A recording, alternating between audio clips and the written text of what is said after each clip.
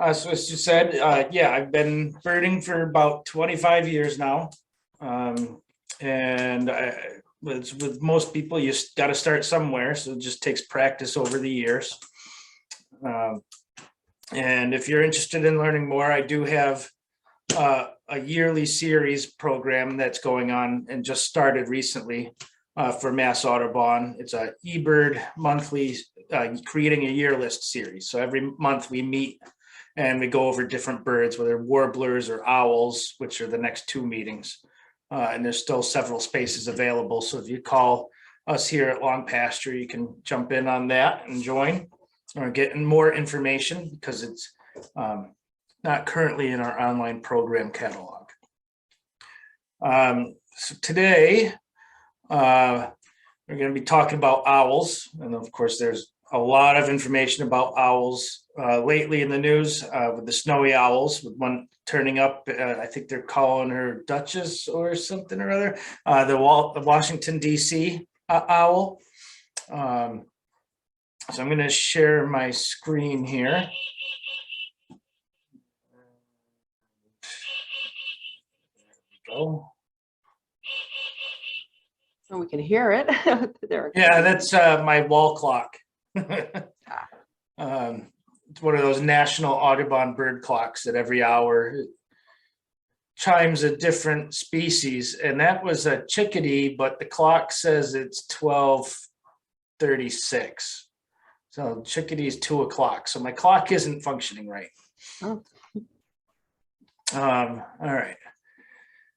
So I tend with my bird programs, I've gotten away from PowerPoint because PowerPoint, I spend all this time making it a certain way. And then for each successive program, you need to change it a little bit. So I wing all my bird programs and I use these resources. So the best resource for identifying birds is a field guide or a book. And this webpage from the Cornell Lab of Ornithology called allaboutbirds.org. And it's basically an online field guide. So it has all the features that you get from a book, except it also allows you to view videos and hear sounds, which you can't get from the books. So it's very useful. Some other neat features from All About Birds here before I go into using the guide and talk about our local owls is this live cams.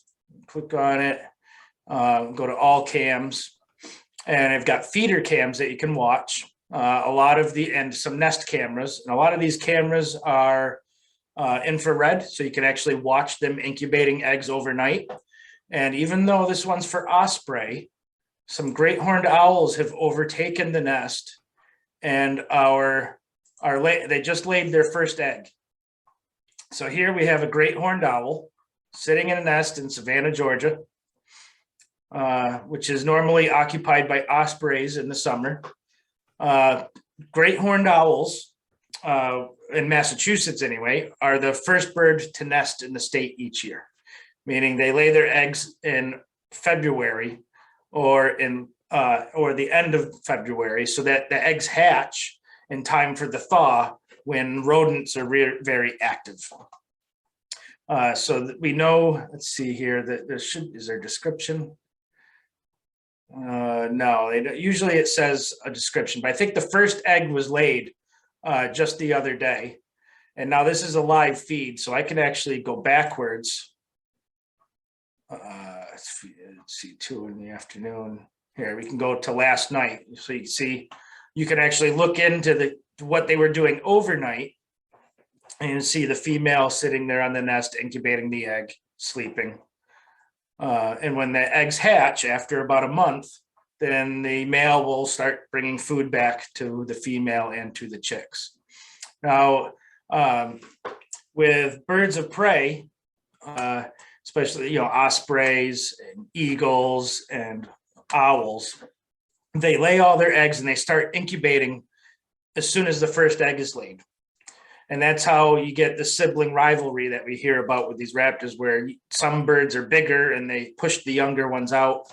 That first egg that was laid hatches first. and that's an advantage. And it's kind of like the firstborn versus your middle child, and by the third one, you treat them differently than the first child, and they learn different skills. So the youngest chick that hatches last might learn to be more aggressive to get food away from the larger siblings, or it may succumb to being bullied and pushed out of the nest and die, which does happen. So it's really neat. You can watch this at all hours of the night. You can see this owl gets its name for the feather tufts on its head. They're not true horns. They're not their ears. They're just feather tufts that they can actually control. They can push them up and make themselves look bigger. They can fold them down to indicate. It's kind of like the tail on a dog. When the feathers are drawn back or tucked, they're submissive. And when they're up and out, they're trying to make themselves look bigger. And a lot of times they'll hold their wings out as well. So their ears are actually, they're not equidistant on their head. So the one ear on one side is lower than the other side. And that's like cupping your ears and then turning directions. And it helps them to pinpoint sound.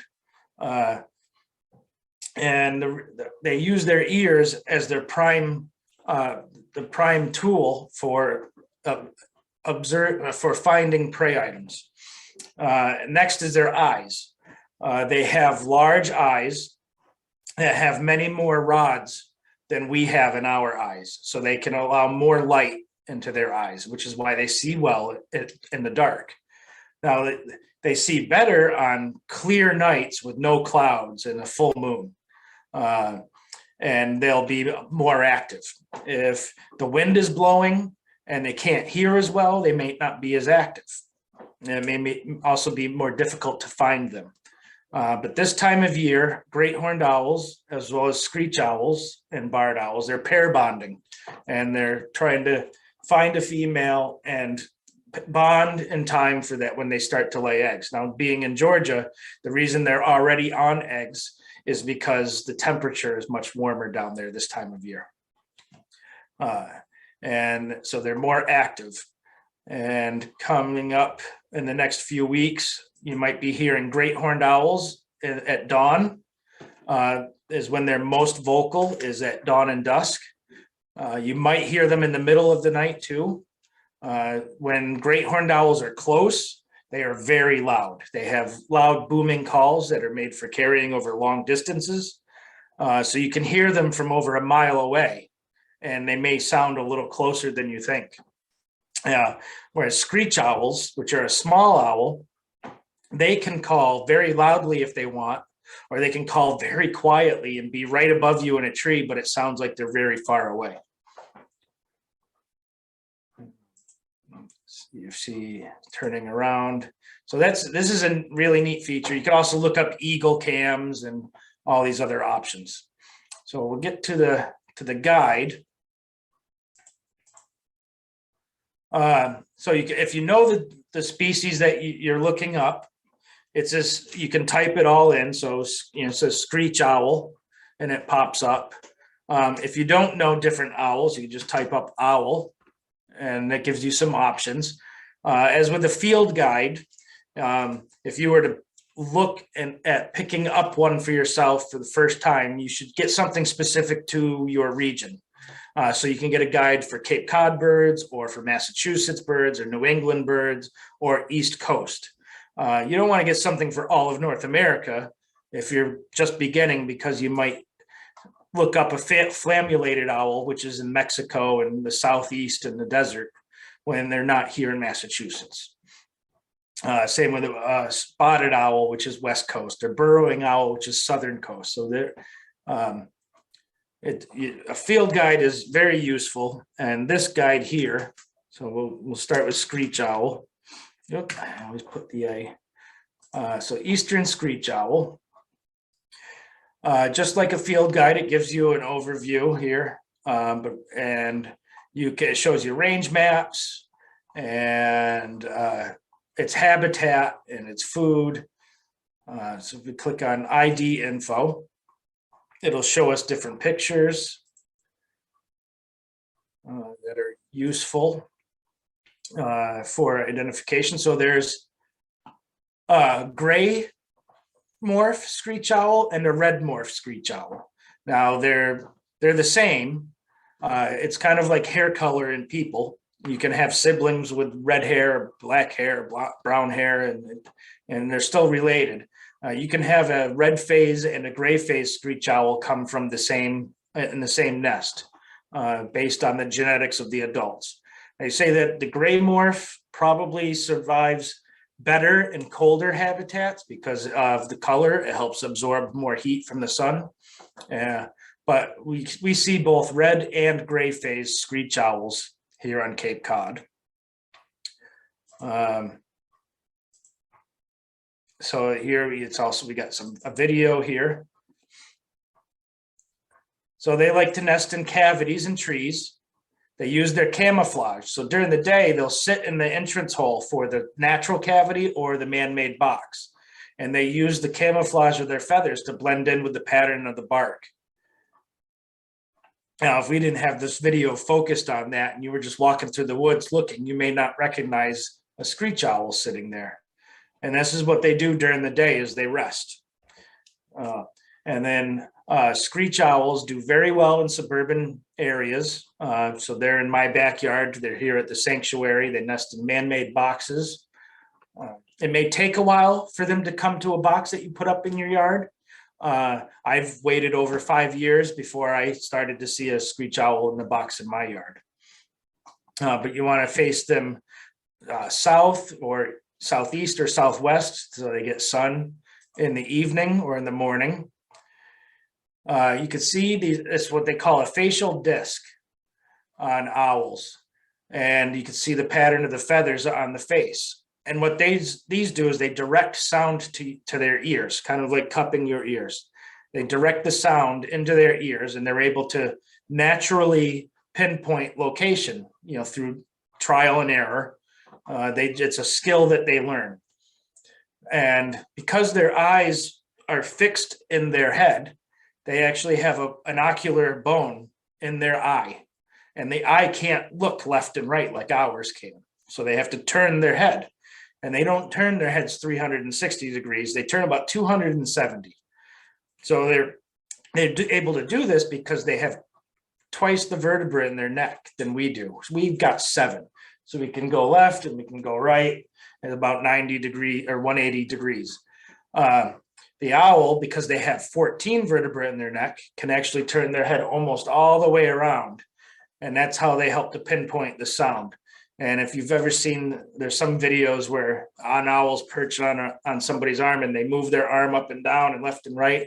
And it's like their head is on a gimbal and they move their head back and forth to keep it focused on the prey item or whatever they're looking at because they can't turn their eyes. Here are some fledglings. They're about ready to leave the nest.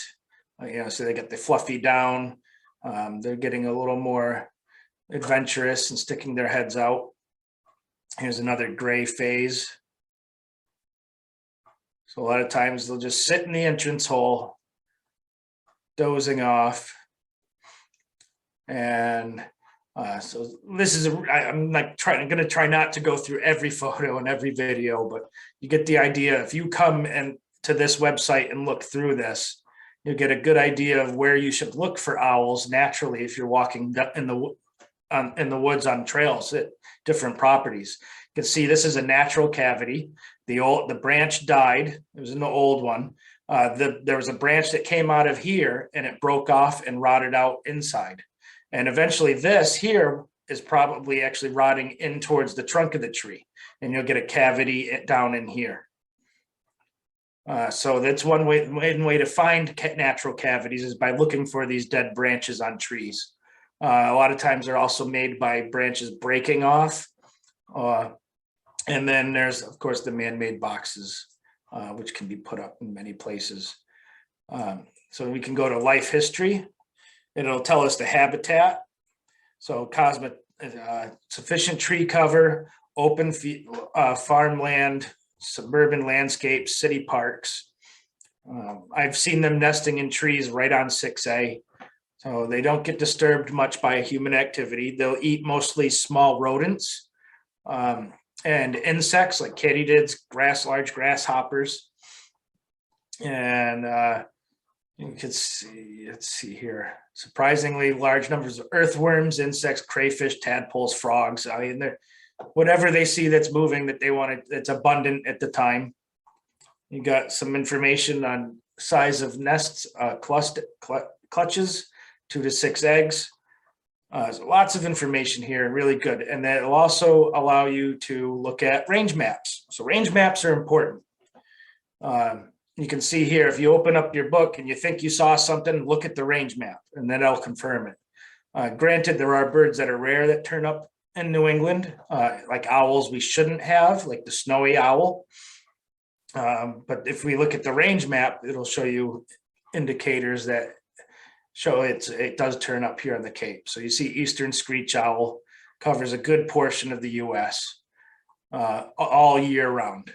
So it's not a migrating bird where they would be breeding somewhere and then migrating and then spending their wintering habit somewhere. And then this is the big advantage to the All About Birds website is listening to songs. So I'm sure you've heard some of these.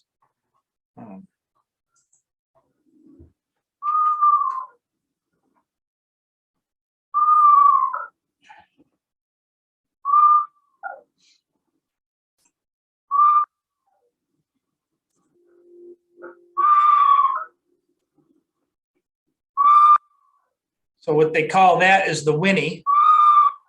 It kind of sounds like a horse.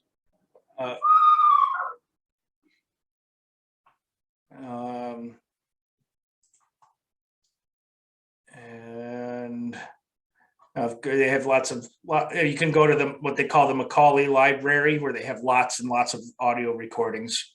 And I'll see if I can find the. There we go.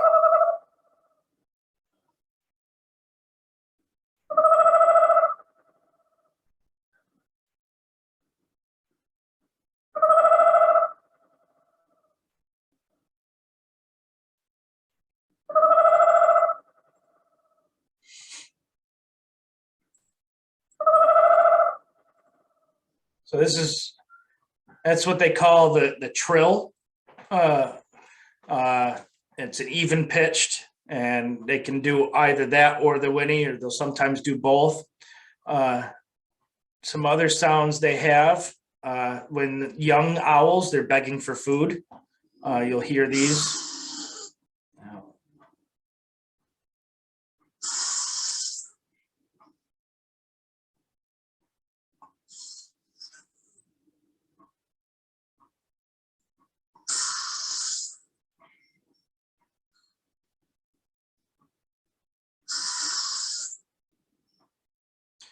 All right.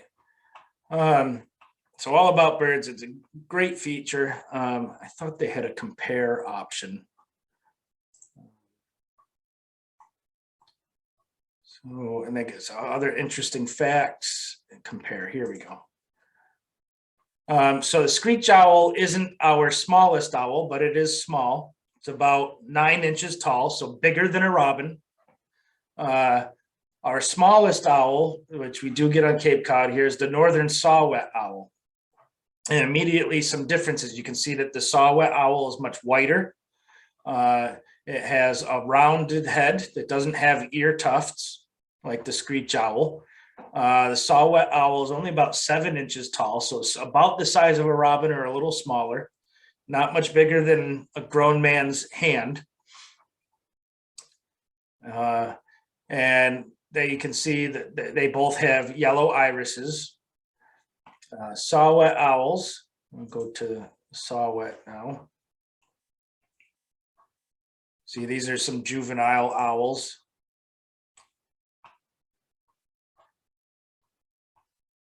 Again, the rounded head is a good indicator, and they look much different than the adults. And one of the neat features of these small owls is they do nest in man-made boxes. They do use cavities. they can be preyed upon by larger owls, barred owls and great horns, as well as the screech owls can be preyed upon. So these smaller owls tend to hide a little more when that bigger owl's around. You may not see or hear them out as often. One of these, they like to hide in cedar trees or in cedar stands because it protects them from the wind.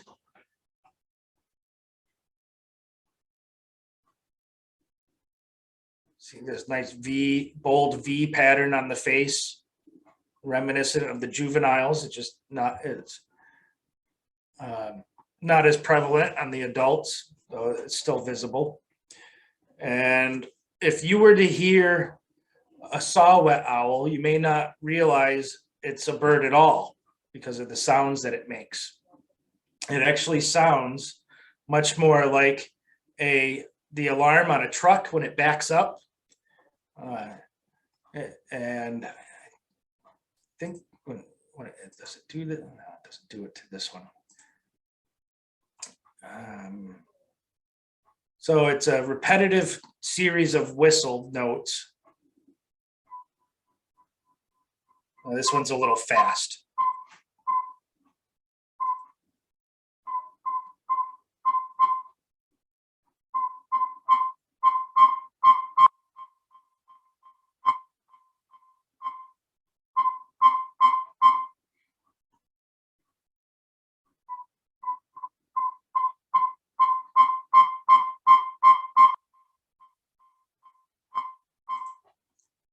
Let's try this one.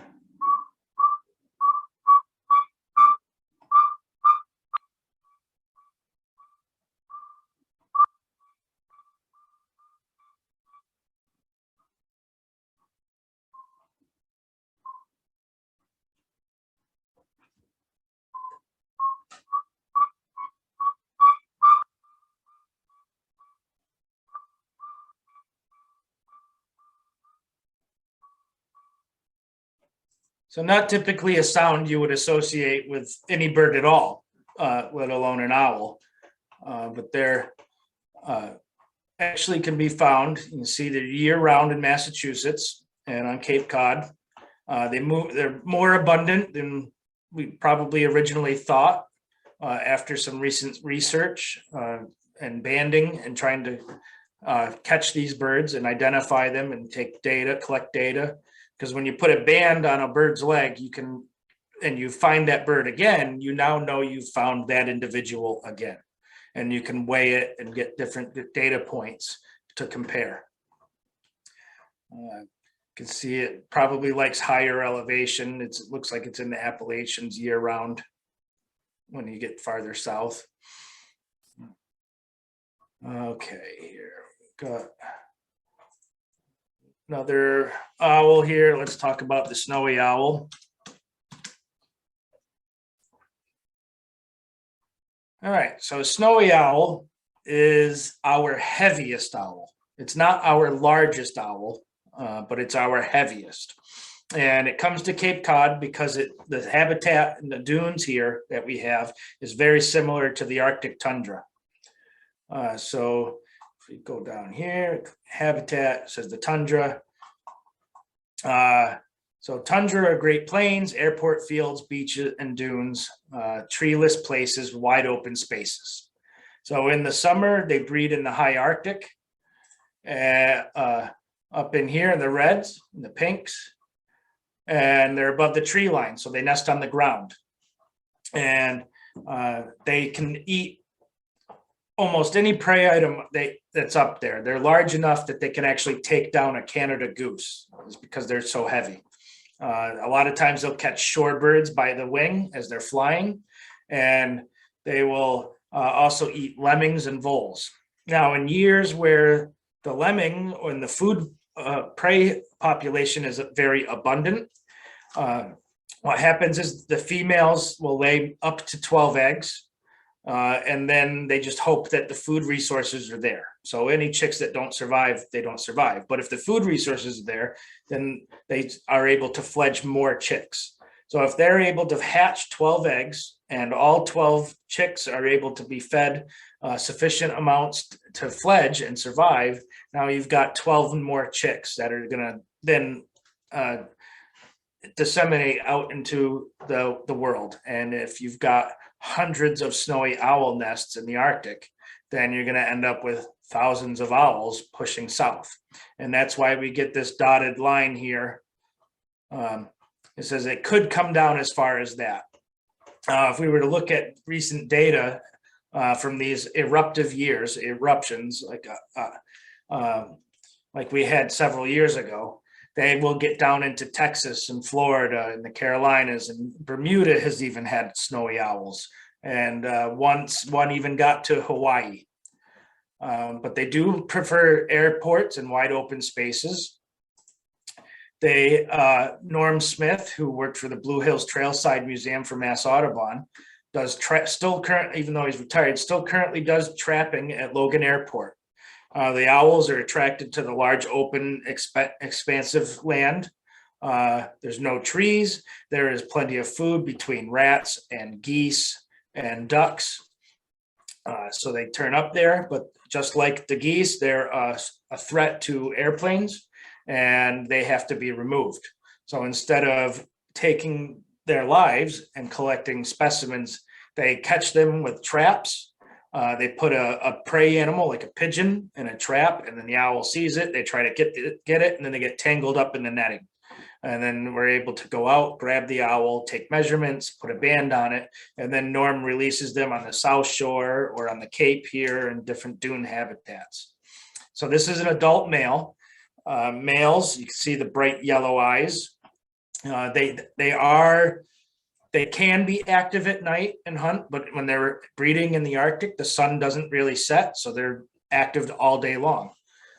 Here, when they come to the Cape, they can hunt at night. Most of the time when we see them during the day, they're just sitting somewhere resting. They might hunt, but most of the time when I've seen them, they just perch somewhere resting and watching what's going on around them. Males, they don't need camouflage. There's not snow in the Arctic during the summer in a lot of spots. They're nesting on the ground. But the females do need to have some camouflage. So they end up having some of these barring in the wings and in the breast and in the body, and that helps them to blend into the grasses. So it looks like a lot of times when we're looking for snowy owls, we get confused piles of snow or plastic bags for a snowy owl. So when they're sitting on the ground, that's exactly what they look like, and that's camouflage. So they like barrier beach dune habitat. And like I said, this time of year, they're eating a lot of ducks because the ducks come to Cape Cod for the winter. So I've seen them eating a few different species of ducks out on Sandy Neck. West Dennis Beach, they like to go there. That's the most easily accessible for people to go see them because you can drive out up the parking lot along the beach and then see them nearby. The other places they like to go are Sandy Neck, and they're usually way out at the end, which is like a 7-mile hike just to get out there. So an off-road pass is helpful. Nauset Beach, South Beach, Race Point out in Provincetown. There probably are a lot of snowy owls out there right now. And then, like I said, this winter, one got down into an urban area, Washington, D.C., and it's a juvenile female, heavily barred, like this one. Lots of nice photos of it with backlit with U.S. flags, because it's so bright. The pictures come out really good from a lot of these photographers. So here we got another a male, and you can see here's a female at the nest, and pause it, go back. So you can see they're on the nest, some debris, the male will do is he'll go out and catch lemmings and line them around the nest so that when the eggs hatch, the food is there ready to go. You can see she's taken some of her feathers out to line the cup. So there's some feathers on the ground. It looks like there's a lemming here as well as she's eating one whole. I'm sure everybody's heard of owl pellets. So owl pellets are just the undigestible parts of the prey that they're eating. It is typically bones and hair. And unlike red-tailed hawks, owls can't digest a lot of the bones. So in red-tailed hawks, they can digest most of the small bones, and all that's left is like a skull or a femur or a hip. In owls, you can almost rebuild the entire skeleton of their last meal. And why it's a big business for companies to collect owl pellets from barn owl roosts and other places, and then sanitize them and sell them to schools for dissection, for them to open up and identify prey items. Scientists have actually been able to take centuries old pellets and determine abundance of certain species of rodents that these owls were eating. Lots of neat information that you can get from a lot of these sites. And there are some sound recordings for snowies. There's one.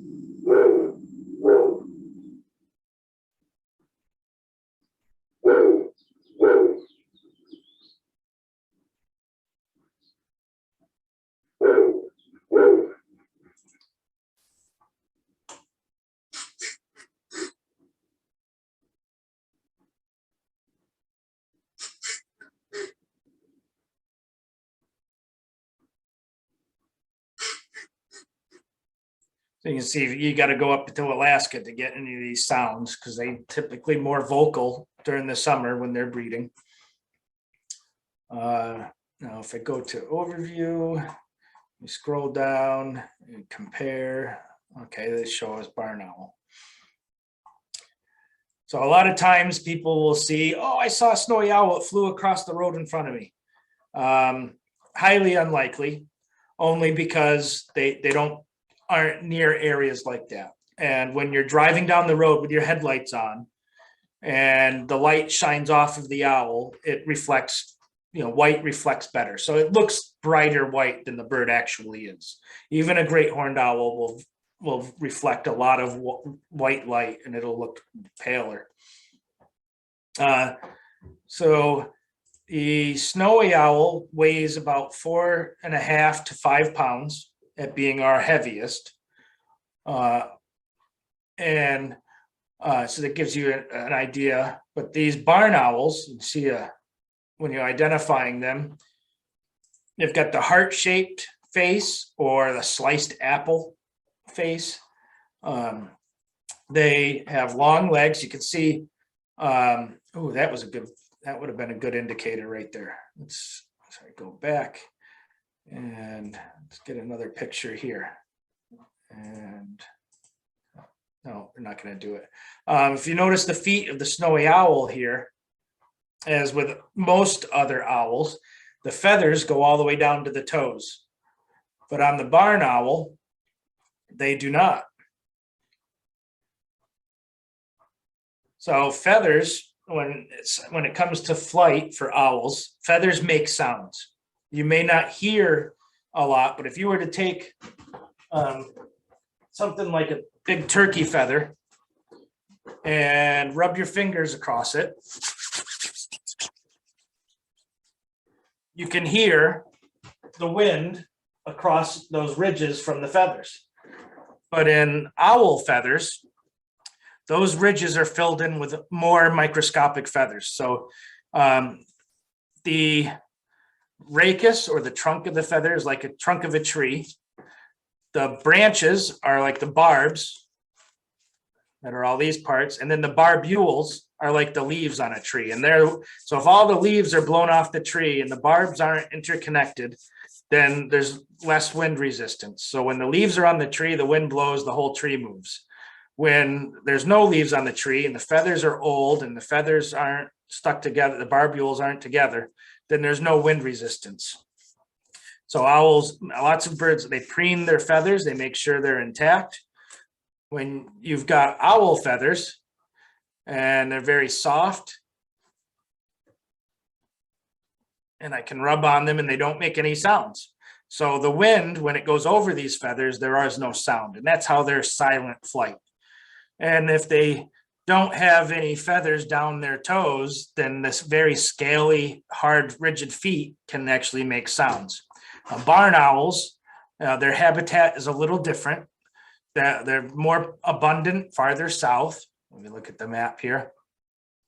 See, they can make it up into Massachusetts. They do nest on Martha's Vineyard. We did recently just find nesting pairs in Barnstable, but they're mostly farther south, like big open habitat. So we go to life history, grasslands, open habitats across most of the lower 48, deserts, marshes, agricultural fields, strips of forests.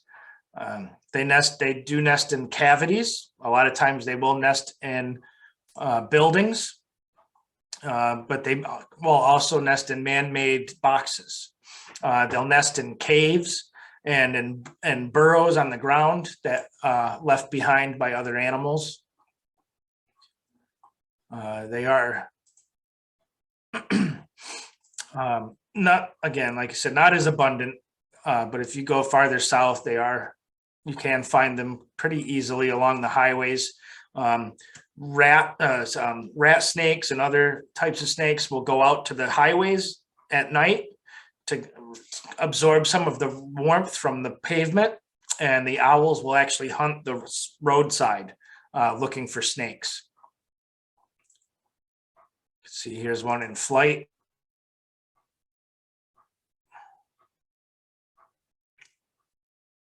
So it's hunting during the day. It's flying across the fields, and it's listening for anything that it scares.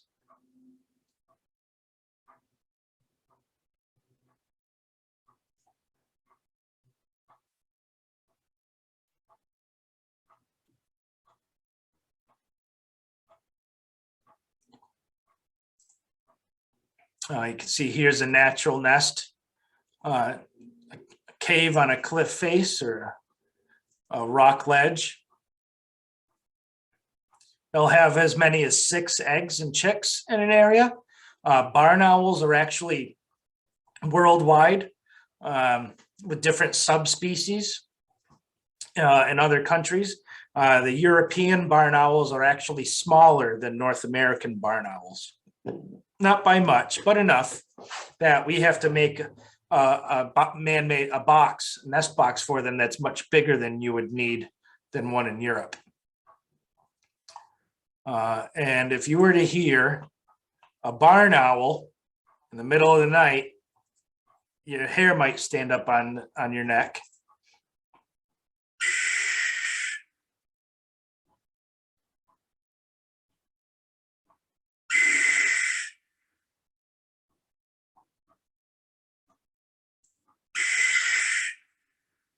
Now, I can say I've never heard one out in the wild, but if all of a sudden something were to make a sound like that, I'd probably jump too, just for a split second, just before I got real excited that I'd try to find this where the owl was making the calls from.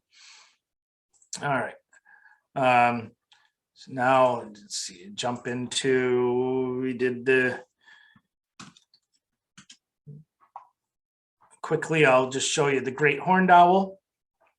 So there are some differences. This great horned owl is all over North America. You can see down into South America as well. Year-round habitat. Very well adapted. But you can see there are some color differences. So this, they don't specify. This is, I think, more of a Western subspecies. You can see South America, that's much more different colors than in the last photo. Great horned owls, as you saw from the video I showed you, they do not build their own nest. They claim another bird's nest. So if they decide they want to use the crow's nest or the red-tailed hawk's nest from last year, then they'll use it. And then when the red-tailed hawk comes back, it may have to nest elsewhere.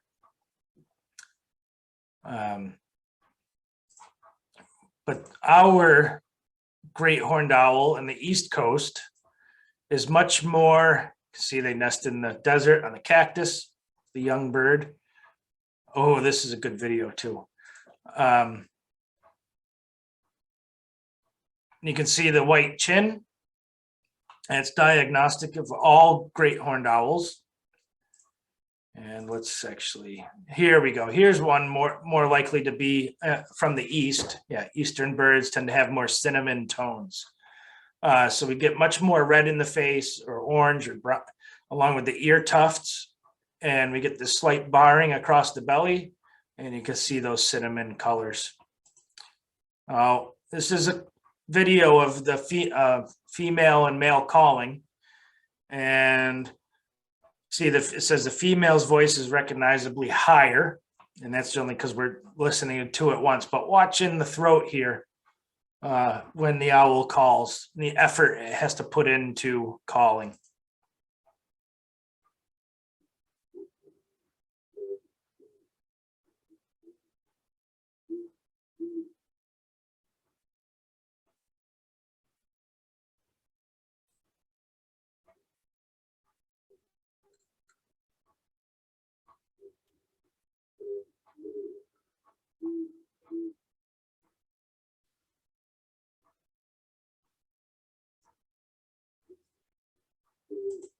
Now, not that they're related or anything, but if you're looking at this posture with the throat, and you can equate how they compare to greater prairie chickens and the birds out in the Midwest, and them putting their tails up in the posture and trying to attract mates. So that it's the same across a lot of different species with certain behaviors. So you can see that these are younger birds. They've left the nest, ready to fledge. Let's see here, get into, let's see, we did that. Oh, barred owl. So barred owls, they like swampy marsh woodland habitat.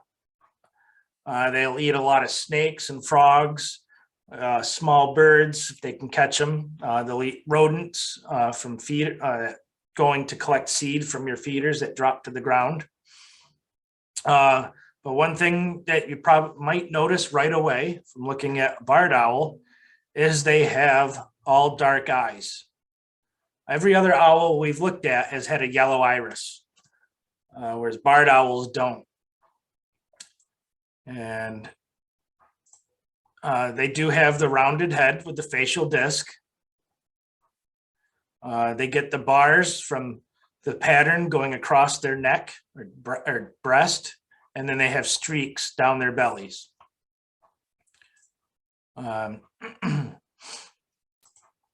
They do quite well in suburban habitats as well. And a lot of times you'll see them sitting out, staring at you. They won't even know they are there. I've definitely been out in the woods at a campfire, stepped away from that and seen them just sitting on a branch watching us. Their close relative is the spotted owl, which is on the west coast in Washington. It gets all the attention with logging. Unfortunately, the barred owl is out competing the spotted owl in ranges where they overlap. So the barred owl is much better adapted for disturbance than the spotted owl. Again, these are cavity nesters. So they'll nest in man-made boxes or natural cavities. See this photo, they got a large natural cavity in a tree with barred owls. This is an interesting photo here. We got a barred owl, a wet one in the winter, grabbing a frog. So they do have a varied diet. Barred owls are expanding on Cape Cod. 20 years ago, wouldn't hear as many of them, maybe in a couple of spots, but now they're actually spreading and being reported more often.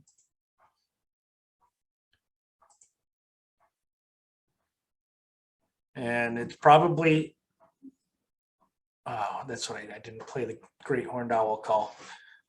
So it's a very easily recognizable call if you were to hear it. One of the mnemonics or mental tools for helping to remember what they sound like is that it sounds like they're saying, who cooks for you? Who cooks for you all? And it's one of the first calls that my friends learned to copy. So now they'll say, who cooks for you to me all the time, or yell it into across a bar.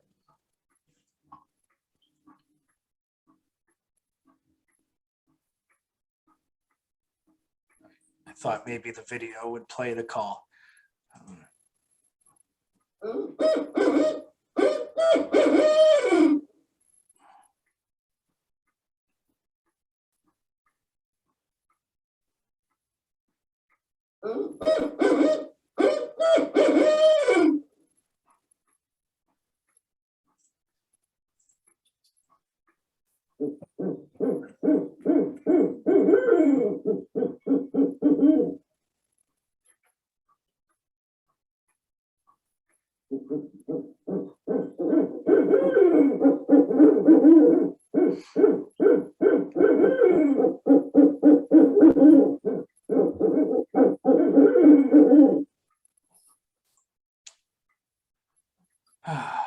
So, yeah, barred owls, if you were to hear them, is pretty distinctive, very easy to identify by the call, the who cooks for you.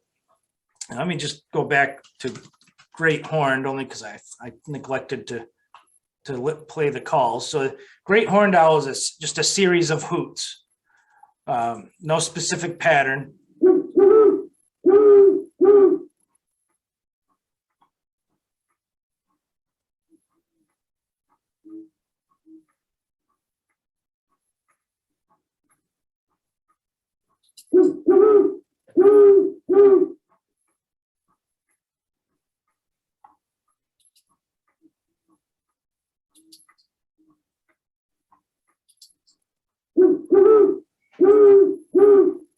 All right, so one other owl that I'll talk about quickly that does turn up on Cape Cod, but not nearly as often. It's a short-eared owl. You can see their range wintering in New England and across the Midwest.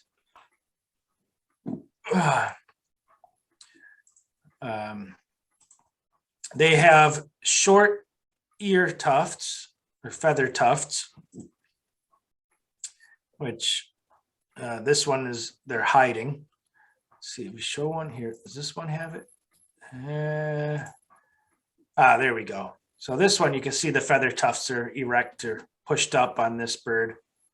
Very small. It's how it gets its name. There is also a long-eared owl, which looks very similar to a great horned in its face patterns, but it's more slender. They're much more rare to get on Cape Cod, though they have turned up, but you can see its feather tufts are much larger.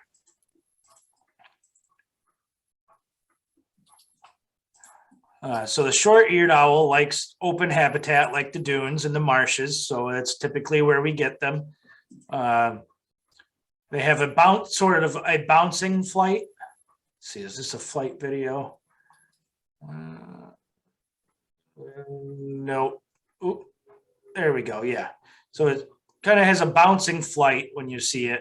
It's more, they can be more active during the day and at dusk.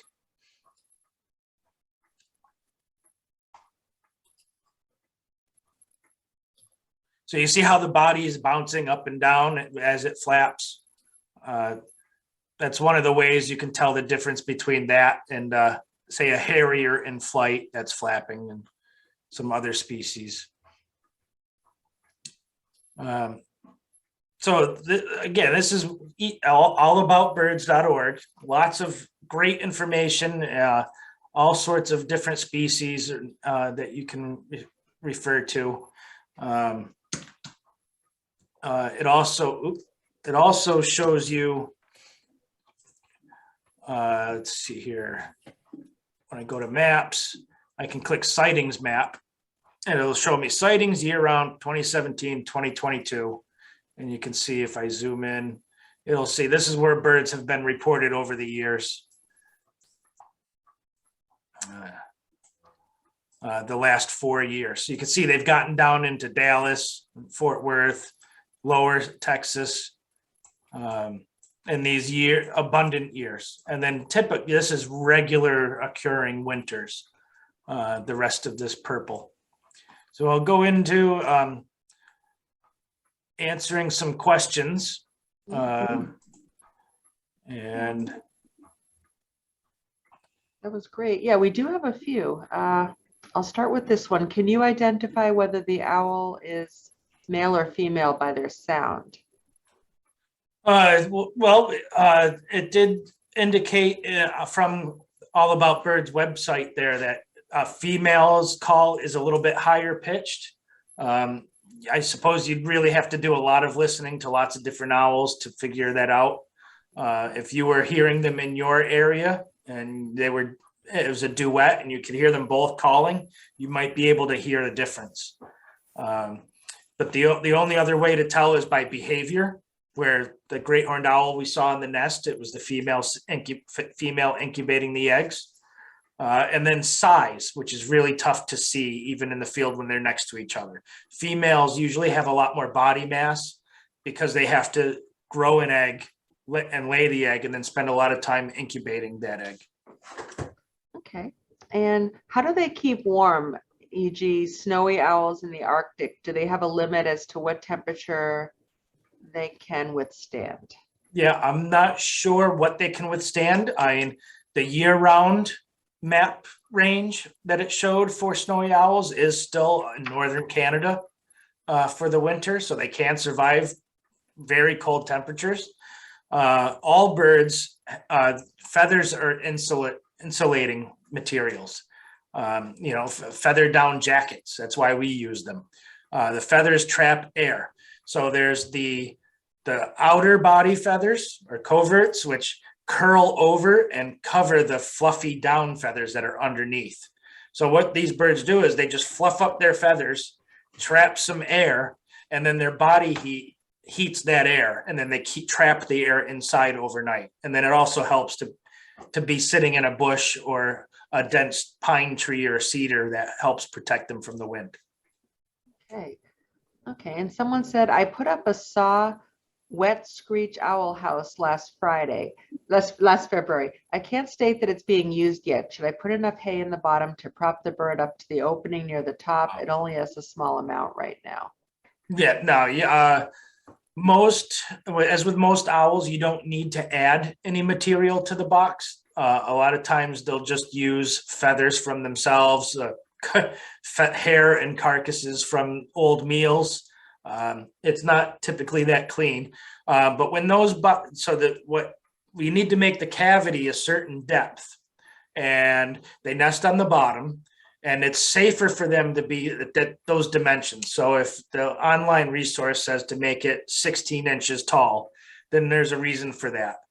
So putting material in to prop them up closer to the entrance hole isn't beneficial or helpful to them. When they're sitting in the entrance hole like that, their feet are actually tucked up and on the ledge of the hole, and then they're sitting forward and blocking. So they're actually resting in the hole itself.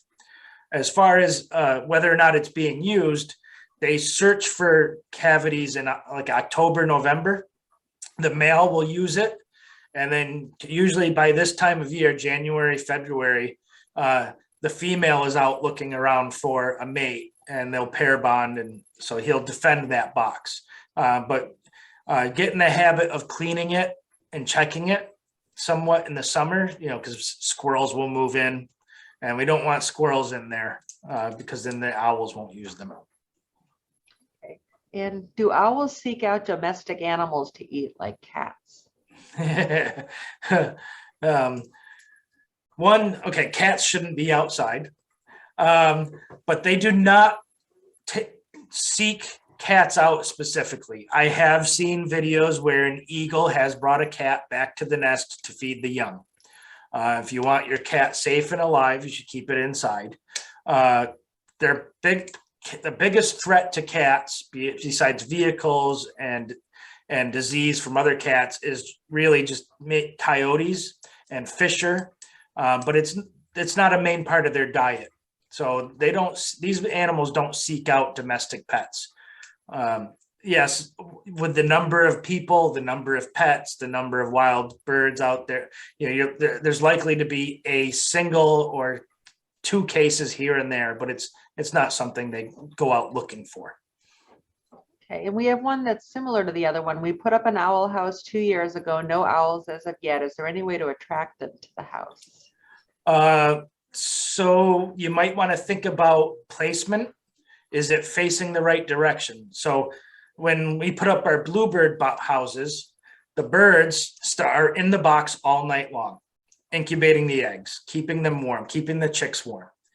By facing the box to the southeast, they get hit by the morning sun. It heats up the box. And if the adult female wants to leave, the box and the air temperature inside is still warm.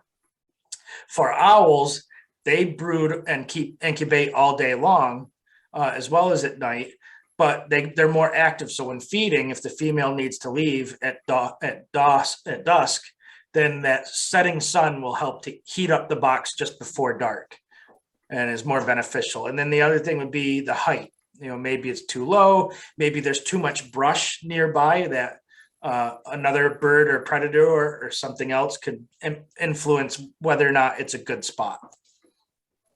Okay. Any others? Well, while I'm waiting, I'll give him one more second, but I wanted to thank Chris again for coming. This has been a great presentation. And I also wanted to thank the trustees for sponsoring it. And yeah, you are getting some thank yous in the chat. Turn off recording.